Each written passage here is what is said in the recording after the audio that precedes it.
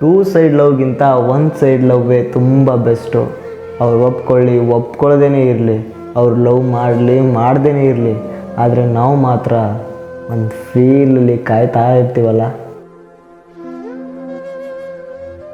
ಪ್ರೀತಿ ಮಾಡ್ತೀವಿ ಆದರೆ ಹಕ್ಕು ತೋರಿಸಲ್ಲ, ಅವ್ರ ಬಗ್ಗೆನೇ ಮಾತಾಡ್ತೀವಿ ಆದರೆ ಅವ್ರ ಜೊತೆನೇ ಮಾತಾಡೋಕ್ಕಾಗಲ್ಲ. ಏನು ಮಾಡೋದು ಸ್ನೇಹಿತರೆ, ಒನ್ ಸೈಡ್ ಲವ್ ಅಲ್ವಾ, ಮನ್ಸು ಮುರಿದ್ರೂ ಕಣ್ಣೀರು ಬರಲ್ಲ.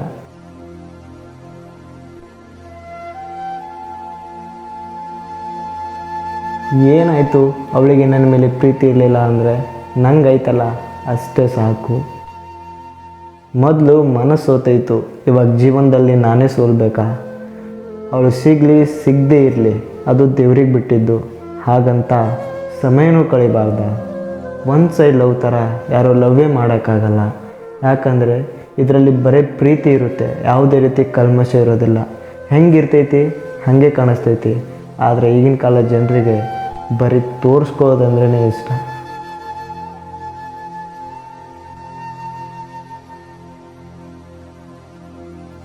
ಈಗಿನ ಕಾಲದಲ್ಲಿ ಒನ್ ಸೈಡ್ ಲವ್ ಎದಕ್ಕಂತಾರೆ ಗೊತ್ತಾ?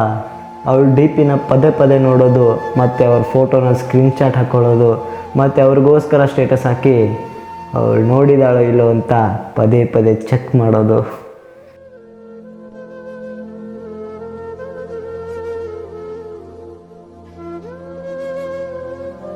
ಕಣ್ಣೀರು ಹಾಕಿ ನಗೋದನ್ನೇ ಬಿಟ್ಬಿಟ್ಟೆ, ನೋವು ಮನಸ್ಸಲ್ಲಿ ಇಟ್ಕೊಂಡು ಪ್ರೀತಿ ಮಾಡೋದನ್ನೇ ಬಿಟ್ಬಿಟ್ಟೆ. ಆದರೂ ಆ ವ್ಯಕ್ತಿ ಸಿಗ್ತಾ ಇಲ್ಲ. ಆ ವ್ಯಕ್ತಿಗೋಸ್ಕರ ನಾ ಇಡೀ ಪ್ರಪಂಚನೇ ಬಿಟ್ಬಿಟ್ಟೆ.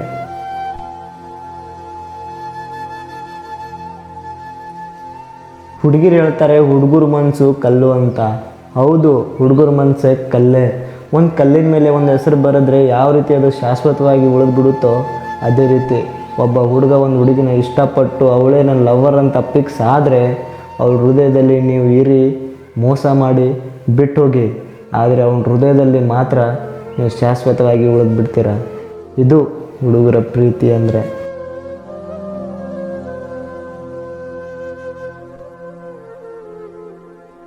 ಪ್ರೀತಿ ಅಂತೂ ಒನ್ ಸೈಡೇ ಆಗುತ್ತೆ, ಅದು ಟೂ ಸೈಡ್ ಆದರೆ ಅದನ್ನು ಲಕ್ ಅಂತಾರೆ.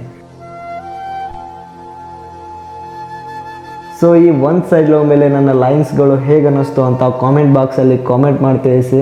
ಮತ್ತು ನಿಮಗೆ ಯಾವ ಟಾಪಿಕ್ ಮೇಲೆ ವಿಡಿಯೋ ಬೇಕೋ ಅದನ್ನು ಕೂಡ ಕಾಮೆಂಟ್ ಮಾಡಿ. ಸೊ ಇನ್ನೂವರೆಗೂ ನೀವು ನಮ್ಮ ಚಾನಲ್ನ ಸಬ್ಸ್ಕ್ರೈಬ್ ಮಾಡಿಲ್ಲ ಅಂದರೆ ಕೂಡಲೇ ಸಬ್ಸ್ಕ್ರೈಬ್ ಮಾಡಿ, ಹಾಗೆ ಪಕ್ಕದಿಲ್ಲ ಬೆಲ್ ಐಕನ್ನ ಪ್ರೆಸ್ ಮಾಡಿ.